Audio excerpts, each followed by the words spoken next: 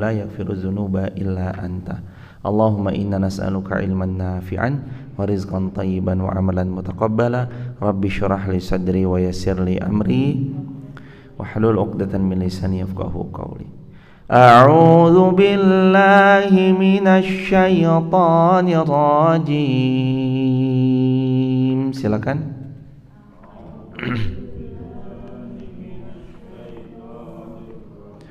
Bismillahirrahmanirrahim. An-Nisa 143. Buat teman-teman yang baru bergabung, selamat datang, barakallahu fikum. An-Nisa 143. Mudzabdzabina baina dzalik. Loh, ini udah ya hadirin? Yang la ilaha ula'i wa la ilaha ula'i udah kayaknya kemarin. Oh, baik jemaah. Auzubillahi minasyaitonir rajim. Mudzabdzabina baina dzalik. La ilaha ula'i wa la ilaha ula'.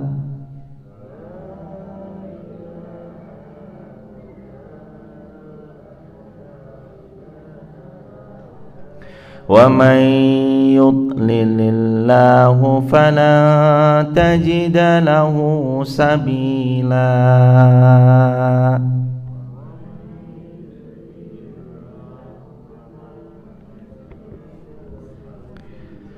Ya ayyuhalladzina amanu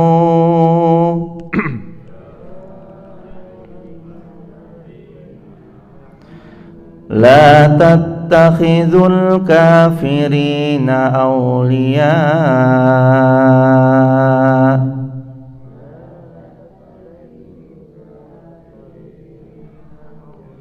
min dunil mu'minin.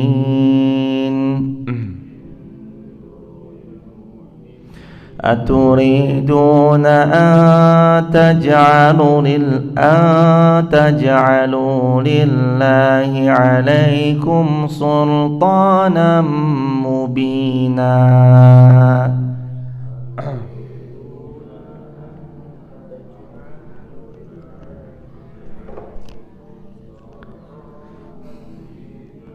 Innal munafiqina fid darkil asfali minan nar.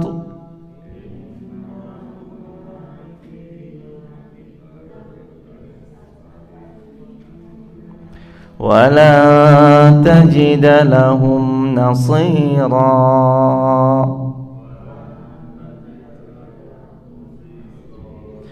Illa alladhina tabu wa aslahu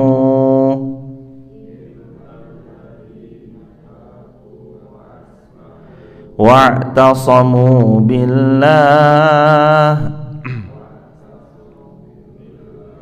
wa akhlasu dinahum lillah faulaika ma'al mu'minin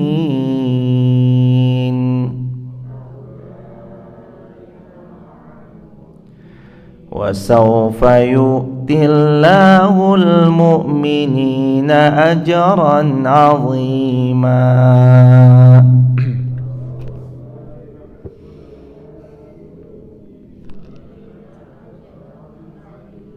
Mudzabdzabina baina dzalik. Alhamdulillah, salatu wassalamu ala Rasulillah. Segala puji milik Allah, salawat bertangkikan salam teruntuk baginda Rasulullah Muhammad sallallahu alaihi wasallam. Mudzabdzabina baina dzalik. Mereka dalam keadaan ragu antara yang demikian iman ataukah kufur. Tidak termasuk kepada golongan ini orang beriman dan tidak pula kepada golongan ini orang-orang kafir. Barang siapa yang dibiarkan sesat oleh Allah, maka kamu tidak akan dapat memberinya petunjuk.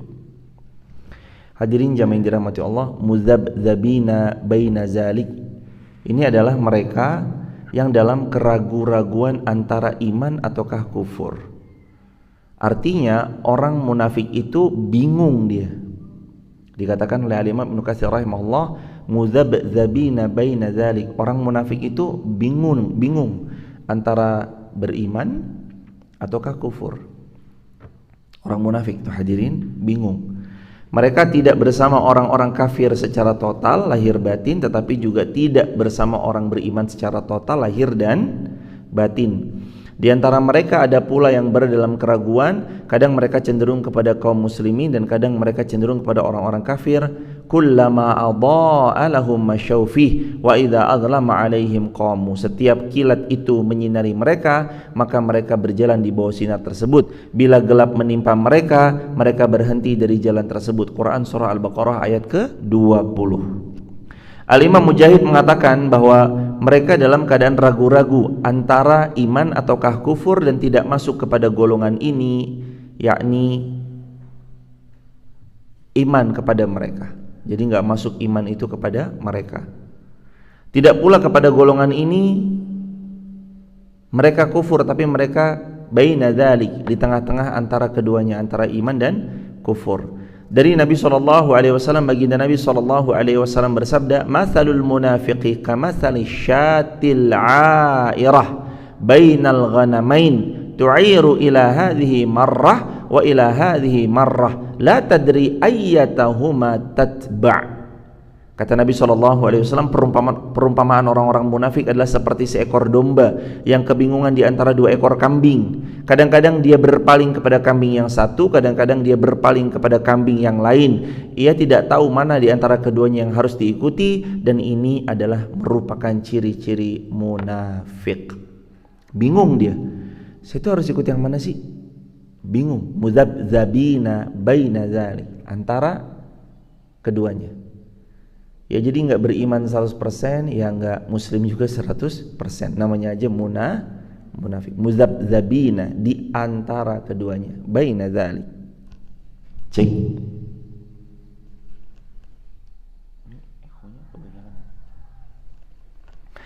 Oleh karena itu Allah Subhanahu wa taala berfirman, "Wa may yudlilillah falan tajida lahu sabila." Barang siapa yang telah disesatkan oleh Allah, maka kamu tidak sekalipun dapat memberikan petunjuk atau hidayah atau jalan bagi dirinya. Dan barang siapa yang Allah palingkan dari jalan petunjuk, maka tidak ada yang bisa membuatnya keliru, karena Allah sudah membagi kepadanya petunjuk.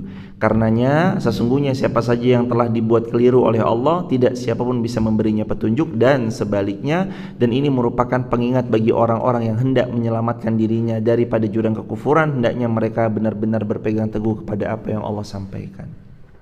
Maksudnya orang itu hadirin namanya hidayah ya jemaah, mutlak punya Allah. Tugas kita itu memberikan wasilah hidayah itu agar semoga orang ini menerima hidayah. Adapun kalau ada yang mau menerima alhamdulillah, nggak terima pun juga tetap alhamdulillah. Mau sekeras apapun kita berjuang berusaha untuk memberikan hidayah pada jalan hidupnya orang lain, kalau orang itu tidak mau menerimanya ya nggak akan sampai. Jadi hidayah itu hak mutlak milik siapa? Allah. Tugasnya manusia itu harus menyampaikan. Ballighu anni walau ayah. Rasulullah kan pernah bersabda gitu ya hadirin. Kata Nabi tuh, kamu harus menyampaikan anni dari diriku walau ayah, walaupun satu ayat yang kalian ketahui.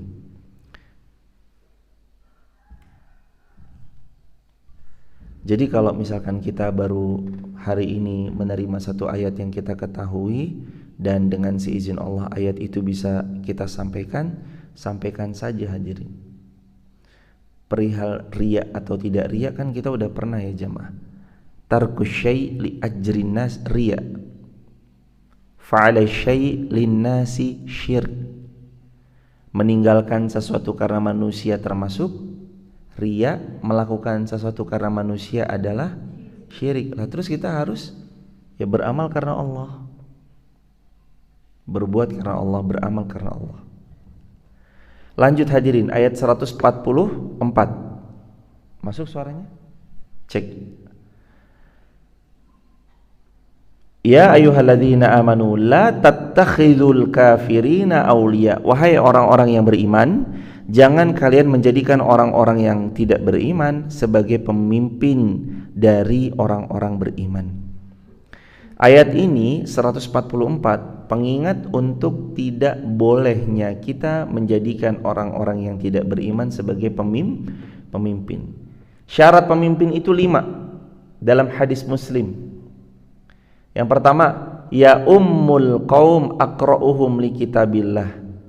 Yang berhak mengimami suatu kaum adalah yang paling paham kitabullah Al-Qur'an.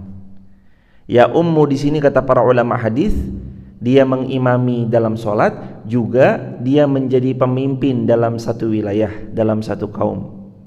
Ya ummul qaum, yang boleh memimpin suatu kaum, aqra'uhum li kitabillah, yang paling pandai tentang kitab Allah, yakni Al-Qur'an.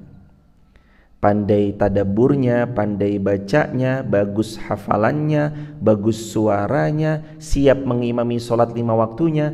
Karena syarat kualifikasi jadi pemimpin kaum muslimin itu adalah sholat 5 waktu beliau yang mimpin di masjid. Contohnya baginda Nabi SAW ketika beliau memimpin, ya beliau sholat 5 waktu, beliau yang imamin. Waktu Sayyidina Abu Bakar memimpin, waktu Sayyidina Umar memimpin, Sayyidina Utsman bin Affan, Sayyidina Ali bin Abi Thalib, dan semua khalifah itu, wabil khusus 4 khulafaur rasyidin atau khulafaur rasyidun pada awalnya, 4-4-nya imam 5 waktu sholat kaum muslimin, 4-4-nya. Masuk mas? Kenapa mas? Kenapa? Cek. Subhanallah bihamdi subhanallahil azim. Suaranya masuk enggak ya hadirin? Subhanallah bihamdi subhanallahil azim. Subhanallah bihamdi subhanallahil azim. Subhanallah bihamdi subhanallahil azim. Subhanallah bihamdi subhanallahil azim. Subhanallah bihamdi subhanallahil azim. Masuk ini? Subhanallah bihamdi subhanallahil azim. Masuk ini? Subhanallah. Hadirin jamaah yang dirahmati Allah, kembali dalam bahasan syarat jadi imam, pemimpin dalam satu kaum itu. Syarat yang pertama, ya ummul qaum, yang berhak mengimami suatu kaum, memimpin suatu kaum adalah aqra'uhum li kitabillah, yang paling paham kitabullah. Jadi syarat pemimpin ideal dalam Islam itu beliau yang ngimamin sholat 5 waktu. Dan setiap hari Jumat yang khutbah Jumat adalah beliau, sebagaimana baginda Nabi, sebagaimana Sayyidina Abu Bakar dan para khulafaur rasyidin. Setiap Jumat yang khutbah Jumat beliau. Setiap 5 waktu sholat yang mengimami beliau. Ya ummul qaum aqra'uhum li kitabillah. Nomor 2, fa in kana sawa, kalau mereka sama qualified-nya dalam Al-Quran, membacanya, mentadaburinya, punya prinsip hidup yang diambil berdasarkan Al-Quran, bagaimana Allah berfirman. Fa in kana sawa, kalau mereka sama dalam Al-Qurannya, fa bi hadis Rasulullah SAW, maka timbang kalian untuk memilih siapa pemimpin di tengah-tengah kalian dengan hadis Rasulullah sallallahu alaihi wasallam, tentang hadis baginda Rasulullah sallallahu alaihi wasallam. Maksudnya hadis ini kata para ulama, siapa yang paling banyak hafalan hadisnya, siapa yang paling bersemangat mengamalkan hadis yang beliau hafal, dan siapa yang dengan hadis itu mudah lisannya menyampaikan kepada lebih banyak manusia, itu yang dipilih jadi pemimpin. Nomor 3, fa in kana sawa, lalu Nabi bersabda lagi, kalau Quran sama, kalau hadis sama, maka yang paling dulu berhijrah di jalan Allah. Jadi yang jadi pemimpin itu yang paling dulu berhijrah. Siapa yang duluan hijrah? Siapa yang lebih dulu berhijrah? Atau juga maknanya adalah siapa yang paling dulu ngaji? Siapa yang paling duluan ngaji? Siapa yang paling rajin, yang paling istiqomah ngaji? Siapa yang lebih dulu mengenal Allah Subhanahu wa taala? Fa in kana sawa, kalau mereka juga sama, cek. Fa in kana sawa, kalau mereka juga sama, dikatakan oleh Nabi SAW, siapa yang lebih dulu mu'allaf masuk ke dalam agama Islam. Udah 4. Kalau sama, fa in kana sawa akbaruhum sinnah. Baru kalau mereka sama yang paling tua umurnya. Diulangi, syarat jadi pemimpin ada 5. Yang pertama ditakar dengan Al-Quran. Yang kedua ditakar dengan hadis. Yang ketiga ditakar dengan siapa yang hijrah duluan. Yang keempat ditakar dengan mu'alaf, siapa yang mu'alaf duluan. Yang kelima ditakar dengan yang paling tua umurnya. Akbaruhum sinnah, siapa yang paling dituakan, tua secara umur ataupun tua dituakan di satu kaum tersebut. Jadi pemimpin ideal dalam Islam itu mencakup 5 hal tadi: memahami Quran dengan baik, hadis Rasulullah SAW dengan baik, mereka mengenal Allahnya lebih dulu, mu'alaf, kalau dalam hal ini adalah mereka orang yang baru masuk Islam, maka siapa yang mu'alaf duluan. Karena biasanya pada zaman itu kalau mereka mau masuk Islam tuh satu kampung jemaah masuk Islam. Maka siapa yang paling dulu, dia paling berhak mengimami satu kaum. Masuk Islam mu'alaf, dibersamai dengan ilmu dan kapasitas dirinya, dia yang paling berhak mengimami satu kaum. Baru yang kelima, akbaruhum sinnah, yang paling dituakan. Begitulah dalam Islam memilih pemimpin.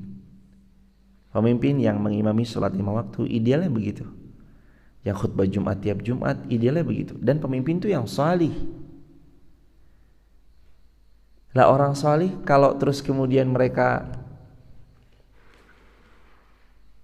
abai, lalu mereka mau dipimpin sama siapa? Orang salih dipimpin sama yang gak salih. Nanti pasti begitu kejadiannya. Kalau orang salihnya abai, orang salihnya gak mau jadi pemimpin, nanti yang memimpin mereka orang-orang fasik, orang-orang fajir, orang-orang yang melakukan maksiat, itu yang memimpin. Makanya orang salih ini ya juga gak boleh buta-buta banget. Ya minimal tahulah bahwa Islam itu punya bab namanya bab siyasah. Bab siyasah. Ada strategi, di mana salah satu faktornya mifik, kata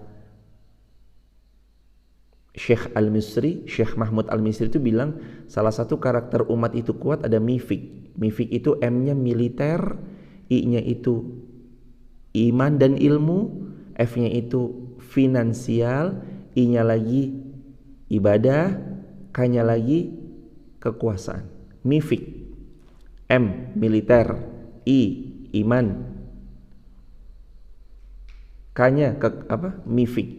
M-nya militer, I-nya iman, F-nya finansial, I-nya lagi ilmu, K-nya lagi kekuasaan. Jadi umat itu punya 5 karakter ini disebut sebagai umat yang kuat, kata Syekh Mahmud Al-Misri dalam kitab Ashabur Rasul. Dalam ringkasan yang lebih mudahnya begitu hadirin.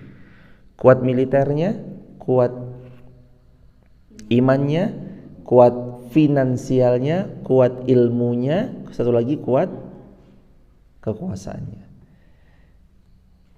Jadi Islam itu ya gak boleh buta-buta banget juga, bahwa militer ya harus kuat, ilmu ya harus kuat, iman ya harus kuat, finansial ya harus kuat, kekuasaan juga harus kuat. Yang dibahas K-nya ini hadirin, kekuasaan. Dimana satu tanda tangan itu kalau memang bisa berpower dengan luar biasa, niatkan ini medan dan ladang jihad kita. Misalkan jamaah mau dipromosikan naik jabatan, lah kalau Anda capable, lah daripada itu jabatan dipegang sama orang yang gak amanah, ambil. Anda masuk satu instansi.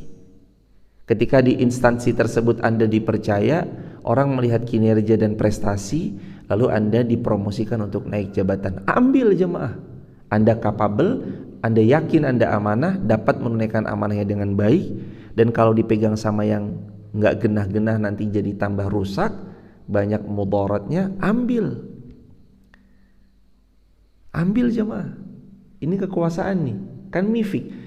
Satu punya alhamdulillah, dua punya alhamdulillah, lima punya, lima-limanya kok Anda megang semua? Militer, iman, kekuasaan, finansial, ilmu, kekuasaan. Wah, ini powerful sekali hadirin. Baginda Nabi punya semuanya. Kekuatan fisik beliau punya, kapabilitas diri tentang keimanan, uluhiyah, rububiyah, asma wa sifat, gak usah diragukan lagi, beliau orang yang paling dekat dan terjaga hubungannya dengan Allah Subhanahu wa taala. Kekuasaan, kita sama-sama tahu. Finansial, kita sama-sama tahu, F-nya finansial. Kita sama-sama tahu baginda Rasulullah SAW finansialnya kayak apa. Mas Herman, diganti aja mic-nya boleh? Kurang ini. Mati-mati mic-nya. Cek.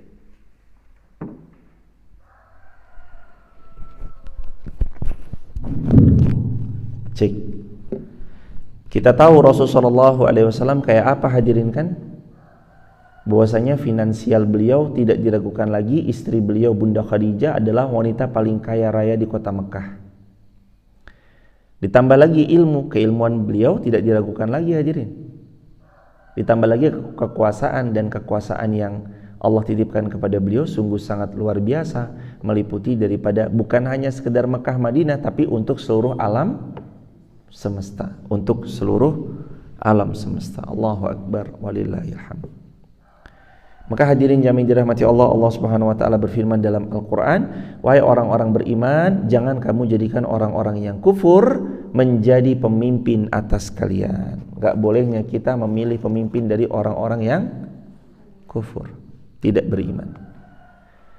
Larangan juga, ini menurut pendapatnya Al-Imam Ibnu Katsir rahimahullah berdasarkan beberapa pendapat para ulama, diantaranya adalah Sayyidina Abdullah bin Abbas radhiyallahu anhuma, larangan memberikan loyalitas kepada orang-orang yang tidak beriman. Loyal kepada orang yang tidak beriman tidak diperkenankan.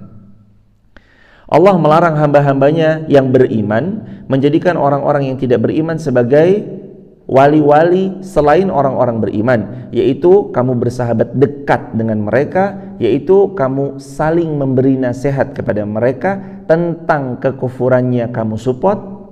Jadi nasihat itu bukan nasihat baik ya, tapi kekufurannya disupport sama dia. Kalau nasihat baik, semoga kamu diberi hidayah, masuk Islam, itu tentu saja boleh hadirin. Tapi dalam bab ini mereka memberikan support atas kekufuran dan penyimpangan yang telah mereka lakukan, lalu menyimpan rasa cinta kepada orang yang tidak beriman dan menyebarkan kecintaan itu kepada orang-orang beriman. Aduh, jangan hadirin. Sebagaimana firman Allah Subhanahu wa taala, la yattakhidul mu'minina al-kafirina awliya min dunil mu'minin. Janganlah orang-orang beriman mengambil orang yang tidak beriman sebagai aulia, sahabat, teman dekat.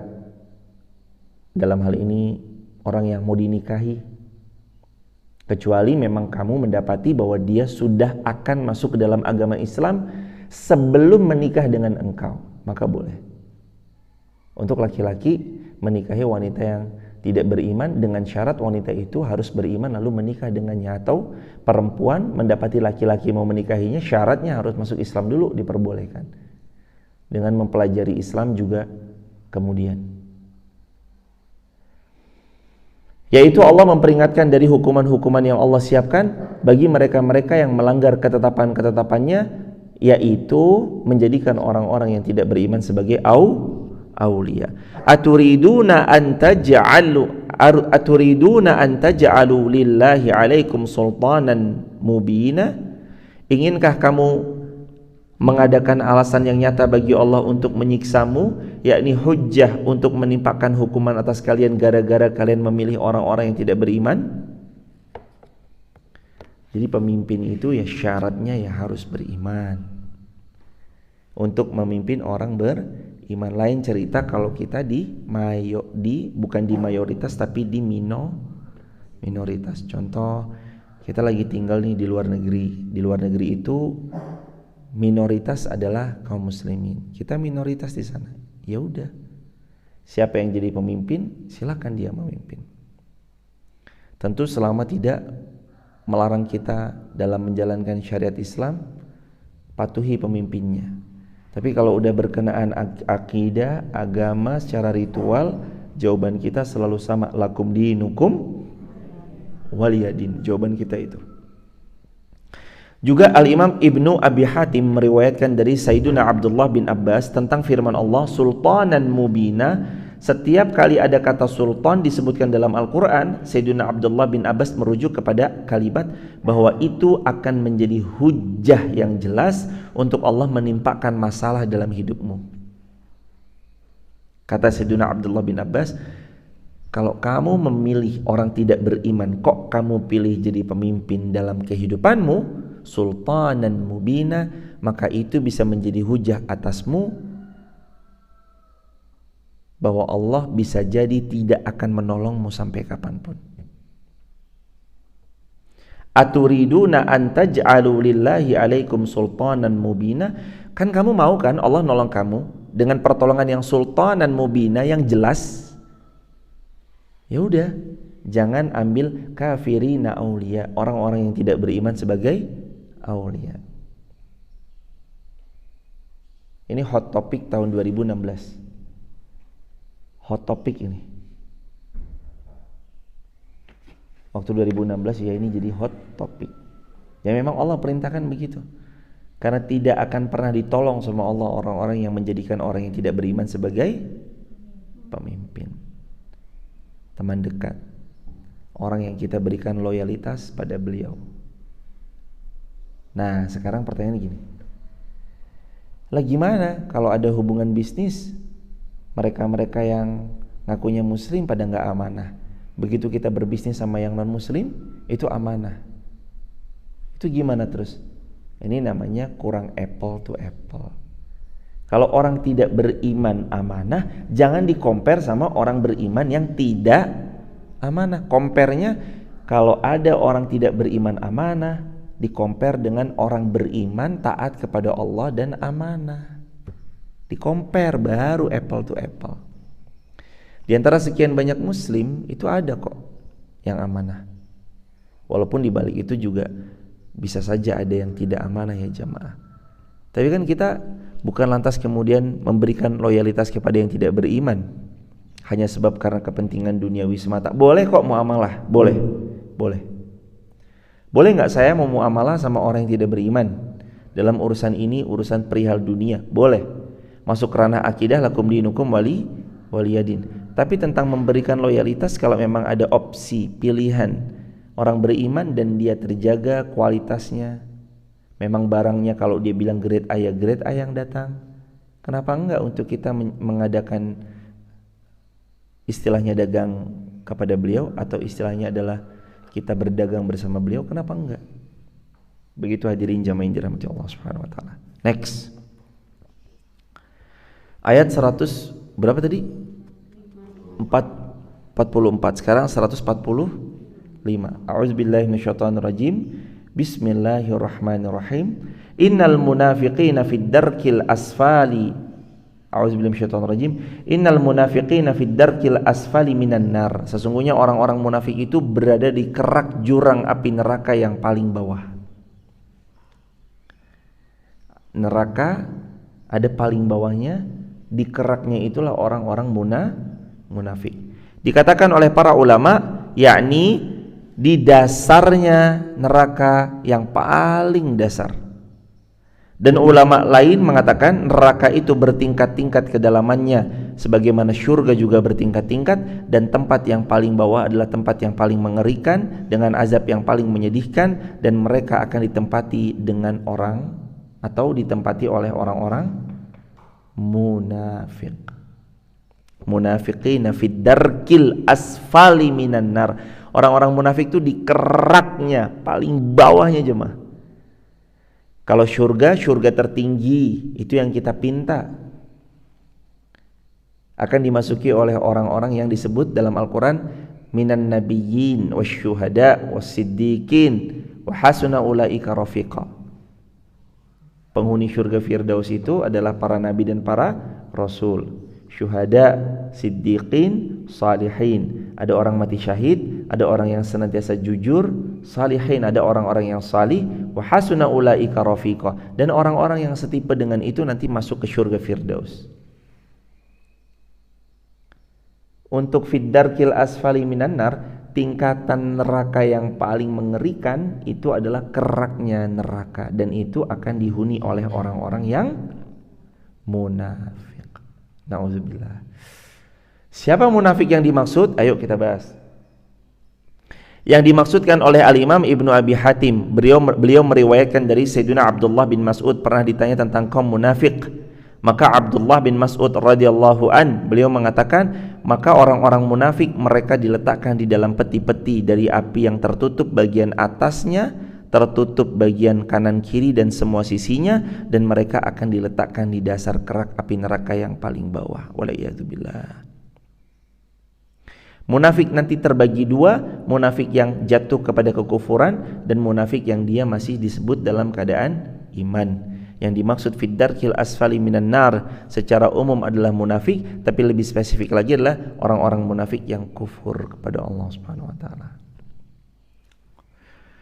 Walan tajid lahum nasira, dan kamu tidak akan sekalipun mendapat penolong bagi mereka, siapapun tidak ada yang bisa menolong, yakni yang menyelamatkan serta mengeluarkan mereka dari azab yang pedih itu. Tidak ada yang bisa mengeluarkan mereka dari azab yang pedih itu. Kemudian Allah Subhanahu wa taala mengabarkan bahwa barang siapa di antara mereka yang bertaubat di dunia, niscaya Allah akan menerima taubat dan penyesalannya apabila ia benar-benar ikhlas bertaubat, memperbaiki amal-amalnya, lalu dia berpegang teguh sampai wafat dalam agama Allah.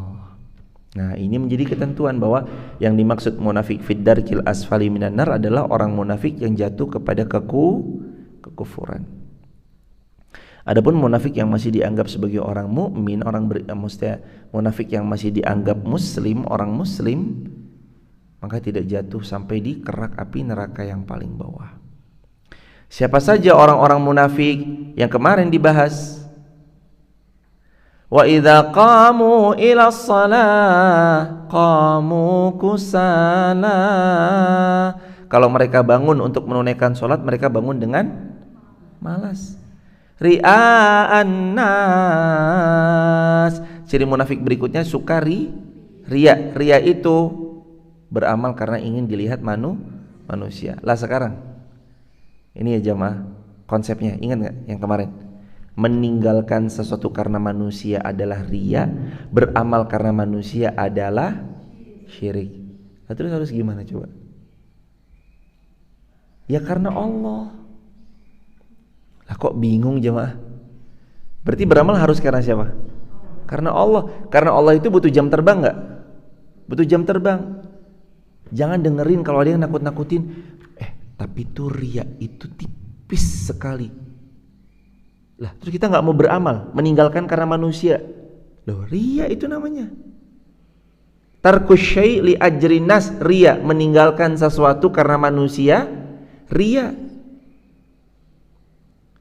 Tapi kan riya itu tipis banget, Bu. Kalau ibu berangkat ke majelis ilmu, jangan deh, nanti riya. Loh kok tahu? Ya soalnya riya itu tipis banget. Udahlah mending di rumah aja, udah nggak usah majelis ilmu. Lah terus Anda meninggalkan amal soleh majelis ilmu karena manusia, meninggalkan amal soleh karena manusia, itulah riya. Beramal karena manusia adalah syirik. Nggak usah didengar, yang penting mangkat jamaah. Ikhlas tuh butuh jam terbang nggak? Ikhlas tuh butuh jam terbang. Ada orang sedekah, masukin pertama kali 50.000 ke kenceleng kotak amal itu. Pertanyaan saya, ada potensi riya? Ada, untuk pertama kali. Lah kalau setiap hari bendino, tiap hari masukin 50.000, berjalan 2 tahun, kira-kira masih ada lagi tersisa godaan-godaan riya? Insya Allah udah gak ada jam terbang. Kalaupun ada, berapa persen? Insya Allah, oh lawong ini rutinannya dia kok jamaah, rutinannya beliau setiap hari 50.000, setiap hari 50.000, setiap hari 50.000, setiap hari 50.000, 50. 2 tahun beliau beramal. Makanya udah tuh jamaah, kalau ada orang berusaha mencibir, riya, udah jangan dengerin, yang penting mangkat aja udah jamaah. Dan gak usah difikirin dulu berat-berat, Allah nerima gak ya, Allah nerima gak ya. Udah yang penting amal aja, amal.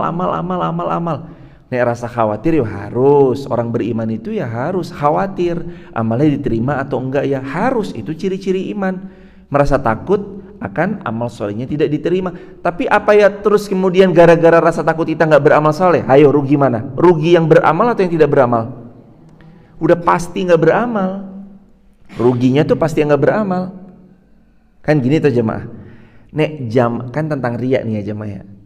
Kalau jamaah beramal soleh, karena ada yang wah riya. Nah itu 50-50 ya. 50%-nya bisa Allah terima, 50%-nya bisa Allah tidak terima. Lah kalau jamaah nggak amal, ayo 100% nggak dapat apa-apa. Makanya jangan ragu. Saya tuh paling seneng jamaah kalau yang penting babnya kita nih, ranahnya kita nih, jangan ngomong ikhlas-ikhlasan dulu. Ikhlas yo harus. Kata para ulama sangatlah jahil orang yang beramal soleh tapi tidak ikhlas. Ikhlas yo harus, kudu, mesti, wajib. Tapi babnya kita ini bab mangkat dulu aja udah jamaah. Budal, pokoknya majelis ilmu mangkat. Kajian subuh syuruk budal. Ada kesempatan berangkat. Dikatain riya sama tetangga, ya bismillah jalan. Lah kalau kita beramal 50% diterima, 50% ditolak. Tapi lah kalau kita nggak beramal 100% pasti ya nggak dapat apa-apa. Lah wong nggak beramal toh. Hadirin juga ingat selalu kata-kata Rasulullah ketika Sayyiduna Usama bin Zaid dengan cepatnya bilang, ya Rasulullah dia bohong.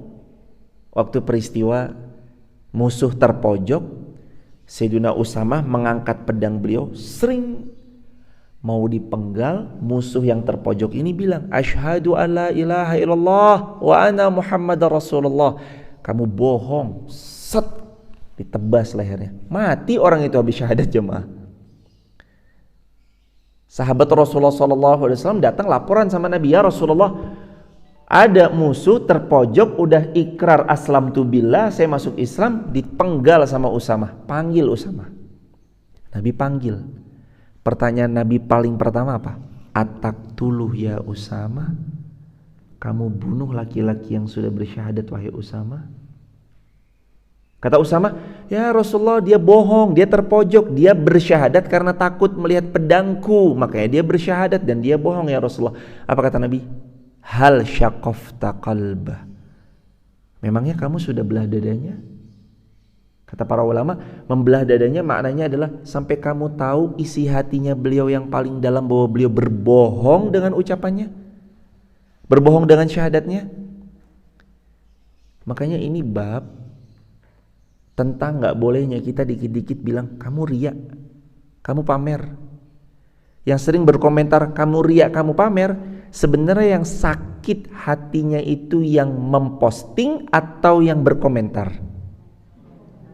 Yang sakit hatinya, rusak hatinya yang komentar. Dengan cepatnya dia menjudge seseorang. Lah kok lagi di Mekah diposting?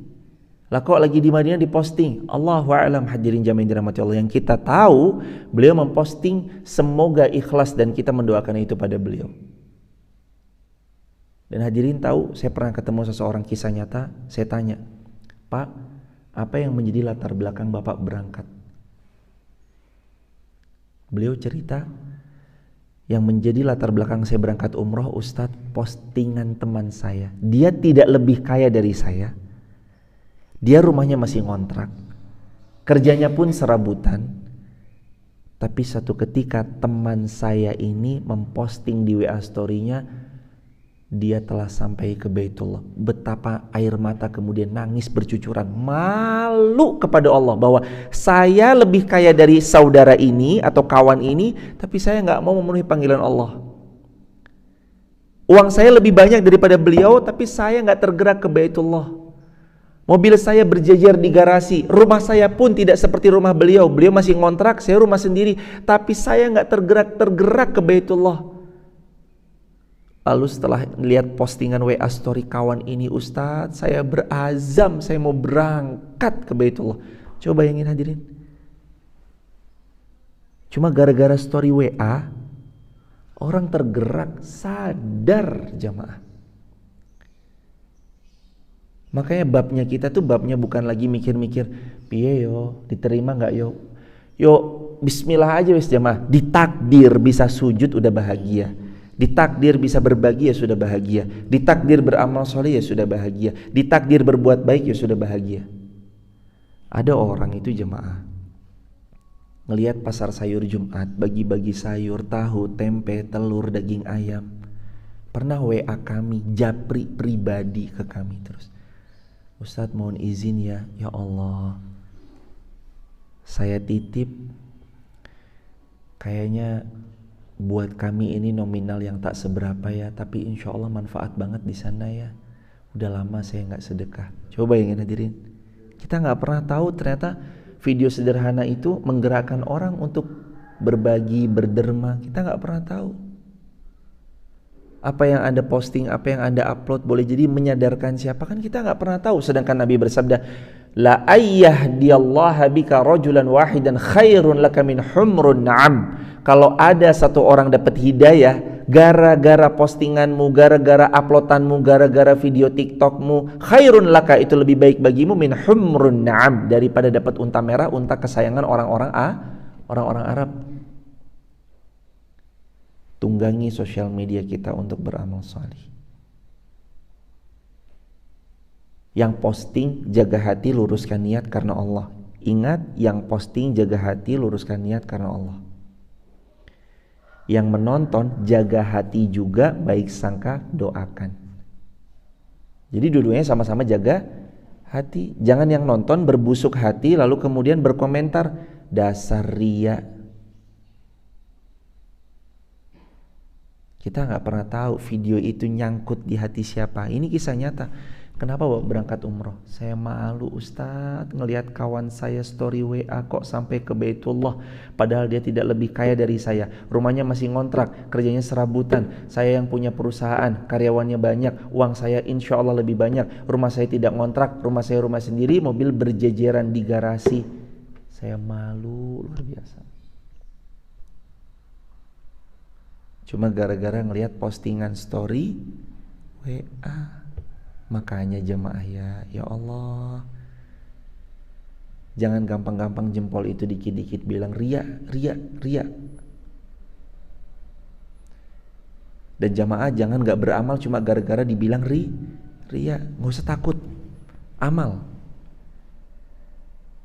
Apa kata Nabi SAW? Man dalla alal khair kafa'ilih. Kalau kamu menunjukkan kepada kebaikan, maka kamu sama dalam pahalanya.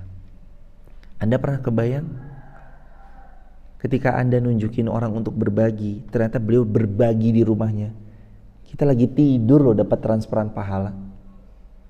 Karena ada orang yang terinspirasi lalu terus kemudian berbagi. Allahu Akbar walillahilhamd. Maka sudah saatnya yuk jamaah jaga hati, beramallah. Tarku syai' li ajrin nas riya. Karena kalau kamu tidak beramal, kamu meninggalkan suatu amal karena manusia, masuk dalam kategori ria. Bu, kenapa gak jadi ngaji? Takut ria. Lah itu ria. Gak mau ngaji, ninggalin karena manusia, itu ria. Lah beramal karena manusia adalah syirik. Ninggalin beramal kena, beramal karena manusia kena. Jawabannya apa? Ya beramal karena Allah, ibtigha'a mardhatillah. Jangan nengok kanan, jangan nengok kiri. Gak usah lihat ke manusia, gak usah lihat ke makhluk. Jangan ninggalin juga karena manusia, jangan ninggalin karena cibiran makhluk. Fokusnya ke Allah. Terserah deh, pada mau komen apa terserah. Yang penting saya tahu, bismillah, Allah maha tahu. Dan ini sekedar saran. Kalau habis posting, gak semua komentar bisa dibalas, karena memang kadang nek habis posting tuh baiknya tinggal aja jemaah. Walaupun ada beberapa komentar, kadang kami membalas komentar itu, alhamdulillah, tapi kalau bisa habis posting nggak usah dilihat udah berapa sih yang nge-like, udah siapa aja tuh yang komentar, nggak usah dilihat, udah lost pokoknya. Habis posting tutup, sesekali dibuka nggak ada masalah kalau emang mau dibalas. Tapi kalau misalkan lebih mau pelan-pelan kita sama-sama belajar menjaga niat, tutup aja udah. Jangan sampai riya melakukannya karena manusia. Ciri yang ketiga orang munafik. Yang pertama, wa idza qamu ila sholati qamu kusala. Ciri munafik yang pertama, mereka qamu kusala, malas, pemalas. Beramal solehnya malas-malasan, yuk bisa jatuh ke dalam kemunafikan, kan ngeri juga hadirin. Ayo ngaji, malas wah munafik yo. Waduh, bahaya, jangan gitu juga jemaah. Walaupun ciri-cirinya yo ada kayak gitu kan. Wa idza qamu ila shalah, kalau mereka mau sholat, mau beramal sholih, qamu kusala, mereka malas-malasan. Lah kalau diajakin, bu ngaji, malas loh. Ciri munafik tadi apa? Malas. Nek rajin dicibir, nek males bisa jatuh kepada kemunafikan. Jadi maju kena, mundur kena. Ya paling bener wes mangkat paling bener karena Allah udah. Orang Jawa bilang rasah gagas omongane wong. Rasah gagas jemaah. Lah kalau kita malas-malasan beramal soleh, masuk ke dalam munafik, tahu jemaah? Wa idza qamu ila shalah, kalau mereka mau berdiri menunaikan salat, qamu kusala, mereka berdirinya malas-malasan. Beramal soleh yo malas-malasan. Enggak tenanan kalau beramal soleh, enggak serius. Jadi kita itu yo maju kena, mundur kena. Nek mundur enggak beramal pasti 100% zong, lawong enggak beramal. Iya apa enggak hadirin? Tapi nek beramal 50% bisa riya, 50% bisa ibtigha amardhatillah. Nah, tapi kita nih kapan mau bener-bener ibtigha amardhatillah kalau nggak disering-seringkan jam terbangnya? Nah, kan harus sering tuh jemaah. Awal ngaji ya eto-eto update status. Kenapa ngaji? Buat WA story. Ya nggak apa-apa jemaah. Ngaji pertama WA story, captionnya Masya Allah, tabarakallah. Nanti hari kedua udah mulai terbiasa. Oh udah biasa ngaji. Udah bertahun-tahun bismillah. Ya udah. Akhirnya ngaji udah nggak butuh lagi buat WA story. Walaupun mungkin masih kadang-kadang. Tapi udah nggak jadi prioritas utama lagi. Karena udah ibtigha amardhatillah. Tapi kan ya butuh perjalanan panjang jamaah. Ingat ya jamaah, bejo itu tidak datang ujug-ujug. Enggak datang keberuntungan itu tiba-tiba. Semua tuh persiapan. Riya atau ibtigha amardhatillah, supaya ibtigha amardhatillah dan terjauh dari riya tidak datang ujug-ujug, harus dengan jam terbang ngaji supaya enggak riya, sengaja bismillah tepis, enggak ada riya-riyaan, bismillah hanya Allah. Itu loh hadirin.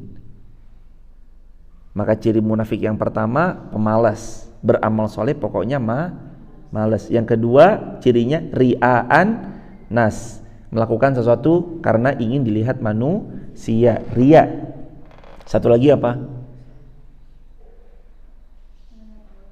Nah, Allah berfirman, la yadhkuruna Allah illa qalila.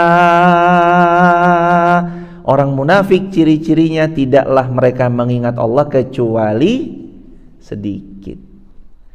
Terus pokoknya banyaknya mumet mikirin manusia. Pokoknya jangan mumet jemaah, gak usah mikirin rasa gagas omongane wong. Yang diingat tuh bukan omongan manusia, yang diingat adalah Allah.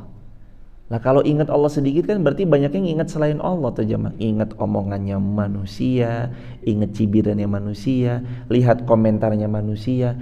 Iya aku kok dikomentarin gini yo, padahal kan aku nggak gini. Biasa aja jemaah. Monggo kalau mau ya silakan, nggak ya silakan. Santai aja jemaah. Termasuk di antara keabsahan dan kenormalan kita jadi manusia adalah pasti akan ada yang tidak suka sama kita. Itu ya normal jemaah. Kalau semua orang suka sama jenengan itu berarti yo aneh. Harus ada yang gak suka. Bukan berarti kita menjadi orang yang tidak disukai dan menyengaja jadi orang yang tidak suka. Enggak, pasti ya setiap orang ada yang suka, ada yang gak suka. Manusia yang paling sempurna baginda Rasulullah SAW tetap ada yang tidak suka. Maka ayo beramal. Meninggalkan amal karena manusia riya, beramal karena manusia adalah syirik. Aduh. Jadi baiknya gimana? Amalkan karena Allah. Dulu saya masih ingat awal-awal ngaji. Masih ingat banget komentarnya. Ada yang komentar gini. Kalau kajian tuh kan dulu live streaming, kami kan teman-teman bisa cek, kita udah live streaming dari 2017. Rutin setiap subuh live streaming dari 2017. Dulu dibersamai oleh ada salah seorang, komentarnya gini. Ngaji kok di live streaming, dasar ria. Masih ingat banget komentarnya kayak gitu jemaah. Ngaji kok di live streaming, dasar ria. Ya wes jemaah. Lah nek saya enggak, saya enggak ngaji cuma gara-gara manusia. Nanti jatuhnya apa itu? Ria. Tarkus syai' li ajri nas ria. Lah saya ninggalin wes rosa live streaming wes. Lah itu ria, ninggalin amal solih karena manusia, ria, beramal karena manusia, syirik. Yang benar cuma satu, ibtigha'a mardhatillah. Paling benar itu jemaah. Nah sekarang mau gimana tuh jemaah? Bu, nggak usah ngaji, ngopo ngaji? Ibu nggak usah ngaji, ngapain ngaji? Lah terus ibu ninggalin ngaji, itu ria. Lah kalau ngaji karena manusia itu syirik. Paling benar ibtigha'a mardhatillah. Dan ibtigha'a mardhatillah itu enggak bisa sekali dua kali, butuh jam terbang. Harus sering, harus rutin, istiqomah. Orang Jawa membahasakan kudu ajek. Sing tenanan sopo tekun tekan. Siapa yang tekun maka dia akan sampai. Lah sekarang yang diharapkan kan ibtigha'a mardhatilahnya. Gimana cara nyampe ibtigha'a mardhatilahnya? Tekun aja udah. Rutin, konsisten, tekun, bismillahirrahmanirrahim. Udah selesai bahasannya, maka habis ini kita masuk juz yang ke-6. Walah jamaah, cepet banget ya jamaah. Besok kita masuk juz yang ke-6. Ini juz 6 halaman 711. Allahu Akbar. Sungguh orang-orang munafik ditempatkan di kerak api neraka. Munafik itu ciri-cirinya tadi, pemalas dalam beramal shalih. Makanya nanti kalau jamaah udah mulai malas-malasan beramal soleh itu kadang-kadang istighfar, aduh ya Allah, saya munafik apa ya ini ya. Karena ciri-ciri munafik adalah qamu kusala. Kalau mereka bangun mau beramal soleh, mereka malesan. Terus ciri yang kedua munafik tadi adalah mereka ria. Ciri yang ketiganya mereka tidaklah mengingat Allah kecuali sedikit. Ayat 146, illal ladzina tabu wa aslahu wa'tasamu billah.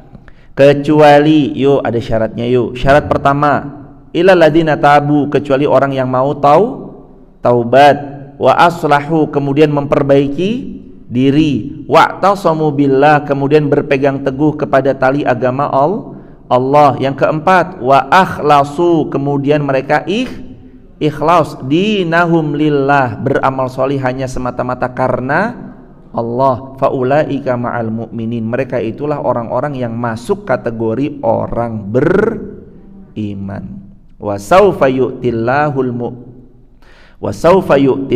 mu'minina ajran azima, dan Allah pasti akan memberi balasan yang besar untuk orang-orang yang beriman. Ma yaf'alullahu bi'adzabikum in syakartum wa amantum wa kanallahu syakirun alim, dan Allah tidak akan menyiksamu jika kamu bersyukur dan beriman, dan Allah Maha mensyukuri, Maha mengetahui. Syaratnya, yang dulu pernah beramal riya, meninggalkan enggan beramal solih karena manusia, yang malas-malasan beramal solih, yang tidak mengingat Allah kecuali sedikit. Syaratnya kalau mau kembali ke Allah ada 5. Syarat pertama taubat. Syarat kedua memperbaiki diri. Syarat yang ketiga berpegang teguh kepada agama Allah. Syarat yang keempat harus ikhlas. Syarat yang kelima bergabunglah ma'al mu'minin, bersama orang yang beriman. Enak tuh jamaah, gitu aja wes. Ulangi, yang pertama tobat, yang kedua memperbaiki diri, yang ketiga berpegang teguh di atas agama Allah, yang kelima melakukan amal soleh dengan ikhlas, yang kelima bergabung ma'al mu'minin, ya dibersamai orang-orang salih. Siapa orang-orang salih?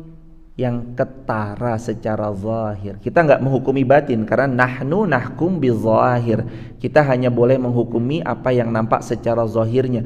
Kalau zahirnya baik, bagus, ikut bersamai, ikut berjuang, ikut andil, bersamai jamaah ma'al mu'minin. Begitu hadirin, sampai sini ada yang mau bertanya disilahkan. Tapi sebelum bertanya, waktu dan tempat untuk teman-teman yang mau bergabung di grup WhatsApp kajian kami. Isinya adalah konten video dakwah kami dan info tentang segala macam terkait kami dan program-program yang pernah atau yang sedang berjalan. Teman-teman bisa tap link di bio, nanti sebut nama, asal kota, asal negara, atau teman-teman save nomor WA-nya 0812 13 60 70 20. Berkah selalu. Waktu dan tempat untuk tanya jawab disilakan. Fadhol Mas. Assalamualaikum warahmatullahi wabarakatuh. Waalaikumsalam. Semoga Ustaz sama Asma dan seluruh kaum muslimin selalu berkah Allah Subhanahu wa taala. Amin ya rabbal alamin. Yang akan saya tanyakan terkait dengan tadi untuk syarat pemimpin. Syarat pemimpin apakah yang pertama bisa mengajukan diri atau yang kedua harus dipilih? Semoga Allah memuliakan Mas Edi, sekeluarga besar beliau, dan seluruh jamaah dan seluruh online offline dimanapun berada, seluruh kaum muslimin dimuliakan Allah. Bagaimana tentang syarat pemimpin tadi dalam Islam? Dia mengajukan diri atau boleh diajukan sama pihak lain? Jadi dua nih pertanyaannya. Ini apa ya, boleh mengajukan diri, nek dirasa kita pantas dan capable di bidangnya, kredibel juga. Atau kita nggak boleh ngajuin diri dan nunggu ditunjuk. Dua-duanya boleh dalam Islam. Merujuk kepada para khalifah, beliau ditunjuk. Sayyidina Abu Bakar diisyarkan sama Nabi, nanti kalau aku sakit perintahkan ayahmu wahai Aisyah untuk mengimami kaum muslimin. Ditunjuk sama Nabi, perintahkan Abu Bakar untuk mengimami kaum muslimin. Abu Bakar nunjuk Umar suruh pilih nih di antara kalian semua. Waktu itu ada Sayyidina Ali, Abdurrahman bin Auf, ada Utsman bin Affan, dan yang lainnya itu suruh kumpul. Pilih pemimpinnya siapa. Memang dipilih, tidak mengajukan diri. Tapi sebagian ulama juga memperkenankan kalau ada seseorang capable di bidangnya, kredibel di bidangnya, mengajukan diri daripada dia dipegang di tangan yang salah. Maka kedua-duanya menurut pandangan ulama diperbolehkan, dengan syarat kalau mau mengajukan diri terjaga kredibilitasnya dan memang dia capable di bidang yang hendak dia pimpin tersebut. Jadi boleh dua-duanya, mempromosikan diri sendiri atau dipromosikan, boleh dua-duanya. Yang jelas dalam Islam kalau sudah diberi amanah maka tunaikan amanah dengan baik. Barakallahu fikum. Seperti itu Mas Gu, barakallah. Silakan Ibu. Waalaikumsalam warahmatullahi wabarakatuh.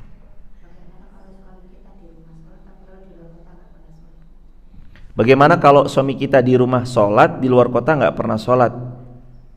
Jawabannya diingatkan sholat, di WA, di telepon, Pak sudah sholat belum Pak? Terus apa lagi?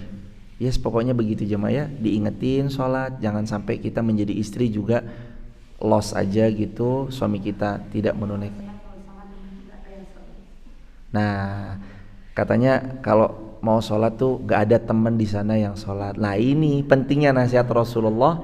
Falyanzur ahadukum man yukhalil. Hati-hati memilih teman. Milih lingkungan ya harus hati-hati. Milih teman ya harus hati-hati. Jangan sampai kita salah milih circle, salah milih lingkungan. Karena lingkungannya berdampak jemaah. Begitu hadirin. Ya sikap kita sebagai istri, ingatkan lewat telepon, video call, WA, Mas sudah sholat belum, atau yang lainnya. Jadi kalau mendapati suami yang tidak sholat, jawabannya diajak sholat. Diajak aja jemaah. Dan saya udah berkali-kali ngajak sholat kok gak pernah mau sholat. Ingat ya jemaah, kita gak pernah tahu diajakan ke berapa ribu kali baru orang itu akan tergerak dan sadar. Kita gak pernah tahu. Kita ngajak sekali, 2 kali, 10, 100 kali, orang ini kekeh gak berubah. Tapi kita jangan juga terus bosan, ajak aja terus. Kata Nabi, innallaha la yamallu hatta tamalu. Allah tuh gak pernah bosan, tapi kamu loh cepat bosan. Kan kita begitu toh? Allah tuh gak pernah bosan mau kasih pahala. Ayo hambaku bangun subuh, ayo ngaji subuh syuruk, nyoh pahala, haji umroh. Lah kita tuh setiap subuh ngaji dari subuh sampai syuruk tuh dapat pahala haji umroh sempurna loh jemaah. Allah gak pernah bosan ngasih pahala, tapi kadang kitanya lebih cepat bosan dalam beramal sholih. Makanya nasihat Nabi tuh jangan cepat bosan. Baru ngajak 100 kali lah kok langsung bosan tuh, ngajak lagi suaminya. Ayo Pak sholat, ayo Pak sholat. Ngapa tuh ngajak terus sholat, ajak terus. Kita gak pernah tahu ajakan keberapa suami kita sholat. Boleh jadi setelah kita ngajak ke 1000 kalinya baru lagi sadar. Pak jangan ini riba ya Pak. Apa toh? Mbok karepku lah, uangku aku yang kerja kok. Udah kamu menengok, didik anak-anak, udah kamu diem aja, didik anak-anak, udah urusan riba ya dosa biar aku yang nanggung sendiri. Udah gak apa-apa, ingetin lagi. Bukan gak apa-apa ribanya ya, ingetin lagi. Pak jangan Pak riba. Diem. Pak jangan Pak riba. Apa sih? Pak jangan Pak. Terus ingetin. Boleh jadi nanti baru jeder kena batunya jelek. Aduh iya ya Ndok, ternyata riba itu buat hidup kita nelangsa ya. Maafin aku ya Ndok, gak apa-apa, yang penting kan saya udah ngingetin. Ayo sekarang kita perbaiki bareng-bareng. Nanti tergerak hatinya orang jemaah. Yang penting jangan bosen. Ingat, males beramal ciri-ciri orang munafik. Loh gimana tuh jemaah? Qamu kusala, mereka beramal solih dengan kusala itu artinya males. Berarti males itu merupakan ciri-ciri munafik. Orang beriman tuh ya gak males, mereka tuh rajin, istiqomah, tekun, ulet, pantang menyerah, optimis. Syarat jadi pesimis itu kan artinya putus asa ya jemaah. Syarat berputus asa itu cuma satu, kufur. Jadi yang boleh berputus asa itu cuma satu, orang kufur. Orang beriman mah gak kenal putus asa jemaah. Dia mau digojloki kayak apapun juga bismillah, dia mah ngelihatnya optimis. Oh ya nih bisa nih, oh ya nih peluang nih, oh ya nih, oh ya baik sangka sama Allah. Jamaah sehat, lancar, barokah umurnya, barokah usianya, titip jamaah. Kali-kali yang namanya umur kan nggak tahu jamaah. Kan kita sering berdoa, ya Allah karunia kami semua istiqomah, wafatkan kami di tanah suci Makkah dan Madinah, wafatkan kami dalam keadaan husnul khatimah. Titip boan Saya nggak pulang lagi kan kita nggak tahu. Saya dikubur di sana kan kita nggak tahu. Tapi nek saya balik ke sini, yo semangat kita ngaji lagi jamaah. Tapi yang boan, qadarullah. Siapa tahu kami wafat di sana, titip Masjid Muhammad Al-Fatih, Pondok Pesantren Muhammad Al-Fatih, Mahat Ali itu yang lagi dibangun, batako-batakonya udah naik pelan-pelan, SD Muhammad Al-Fatih, titip jamaah. Niatkan karena Allah, ayo terus ramaikan. Nanti disambung sama Ustadz Dama, ada Ustadz Ilham Ali Al-Kejajari, ada Ustadz Faisal Wahidina. Beliau luar biasa. Kak Faisal itu kakak kelas saya di pondok dulu. Kak Faisal itu kami satu pondok Muallimin Yogyakarta, pondoknya Mbah Yai Haji Ahmad Dahlan. Kami angkatan 2011, Kak Faisal itu angkatan 2008. Kakanda kami, kakak kelas kami. Wah, beliau itu ranking 1 tak tergantikan jemaah. Ranking 1 terus tak tergantikan. Jadi kalau dulu kami upacara itu pengumuman ranking 1 sampai 3 besar itu kan diumumin suruh maju. Itu ya Kak Faisal maju terus itu. Kami dari Sanawiyah ngelihat beliau, kan kami kelas 1, beliau kelas 4. Karena kan kami 2011, beliau 2008. Kami kelas 1, Kak Faisal kelas 4. Jadi kami tahunya ya beliau kelas 4, 5, 6. 1 SMA, 2 SMA, 3 SMA. Itu ya 3 tahun ranking 1 terus. Jadi nek jamaah diajari beliau tuh jamaah sedang diajari oleh lulusan terbaiknya Muallimin Yogyakarta. Ilmunya terbaik, hafalannya Masya Allah tabarakallah. Ambil ilmunya dari beliau jamaah. Ustadz Dama juga. Waktu 2019 Ustadz Dama saya minta ngajar di Masjid Fatimah Garung. Waktu itu ada TPQ-nya Masjid Fatimah Garung. Ustadz Dama, Mas Dama itu hafiz Quran dan juara 2 lomba hafalan Quran 30 juz se-Indonesia. Juara 2-nya tuh Mas Dama. Lah beliau tuh yang jadi pilot projectnya masjid-masjid MAF. Kalau ada acara MAF Camp, ada acara besok Kohdenis tanggal 28 itu pilot projectnya Mas Dama yang sekarang kita kenal Ustadz Dama. Itu 2019 beliau pamitan, Ustadz pamit dulu ya Ustadz, belum bisa ngajar di Masjid Fatimah Garung. Lah kenapa Mas Dama? Ini Ustadz lagi lomba hafalan Quran 30 juz, bukan juz 30 tapi 30 juz. Dan beliau juara 2 nasional. Allahu Akbar. Se-Indonesia juara 2 hafalan Quran 30 juz. Jadi kalau jamaah dapat ilmu dari Ustadz Faisal, Ustadz Dama, wah itu dapat ilmu terbaik. Dari Ustadz Ilham juga, beliau Masya Allah bacaan Qurannya mirip sekali dengan Mishari Rosid. Sampai-sampai kalau saya live streaming tuh mesti ada keterangan, maaf video Anda terban hak cipta karena suaranya mirip dengan Mishari Rosid Al-Afasi. Well, keben mas, bener keben. Bukan keben tapi ya hak ciptanya kena hak cipta gitu. Padahal itu suara beliau asli. Nanti belajar dari Ustadz Ilham. Banyak guru-guru kita hebat. Insya Allah guru-guru kita siap membersamai. Titip ya jemaah, sekali lagi umur gak ada yang tahu. Kita mah pokoknya persiapkan aja yang terbaik. Kalau nanti kok tanggal 22 ketemu lagi, berarti kita masih harus berjuang bareng-bareng. Semangat? Ingat ciri munafik adalah malas. Ciri munafik ria. Ciri munafik tidak mengingat Allah kecuali sedikit. Jangan jadi munafik. Yang rajin, yang semangat. Jangan meninggalkan karena manusia, sebab karena meninggalkan amal soleh karena manusia adalah ria. Bingung tuh jemaah? Waduh, bingung ya piye. Subhanakallahumma bihamdika asyhadu an la ilaha illa anta astaghfiruka wa atubu ilaik. Pamit juga teman-teman TikTok, YouTube, Instagram. Hari ini kami berangkat safar ke Jakarta dulu. Di Jakarta ada manasik yang ke-7.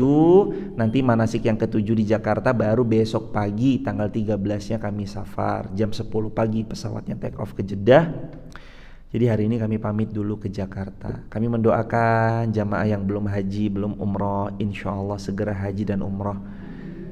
Gak punya modal apapun, modal terbaiknya itu amin. Amin itu modal terbaik. Kata Nabi, ad-du'a silahul mu'min. Doamu itu senjata terbaikmu. Jadi kalau jamaah punya doa, yaitu modal terbaik. Kalau bisa jamaah baik sangka sama Allah, kita nanti akan sampai suatu hari nanti insya Allah.